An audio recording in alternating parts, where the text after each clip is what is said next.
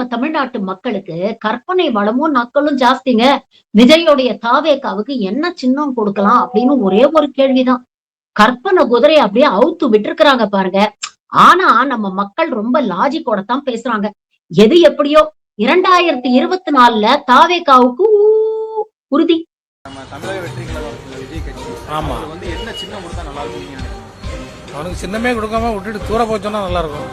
41 பேரை கொண்டுட்டு அவர் வீட்டில் உட்காந்துருந்ததுக்கு அவருக்கு பேசாம சங்கு கொடுங்க, அதான் கரெக்டா இருக்கும். நெக்ஸ்ட் வந்து விஜய் வந்து அரசியலுக்கு வந்து அன்ஃபிட், சரிங்களா? அதனால அவருக்கு என்ன கேட்டா மணியாற்ற சின்னம் கொடுக்கலாம். என்ன காரணம், அவ்வளவுதான், ஊத்தி மூட போறாங்க, சரிங்களா? போகும்போது மணி ஆட்டிக்கிட்டே போக வேண்டியதுதான்.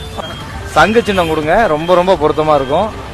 அவரு அவங்க டீம்ல இருக்கிற மொத்த 234 தொகுதியில எம்எல்ஏ ஆக போறேன்னு சொல்லி சுத்திட்டு இருக்கிற எல்லாருக்கும் சேர்த்து சங்கு ஊதுங்க, அதான் கரெக்ட். அரசியலுக்கு அவனுக்கு என்ன சம்பந்தம் இருக்கு? சான்சஸ் ரொம்ப கம்மி. ஆமா, நடிகன் நல்ல நடிகன், அது நான் ஒத்துக்கிட்டேன். ஆமா, அரசியலுக்கு வேண்டாம்.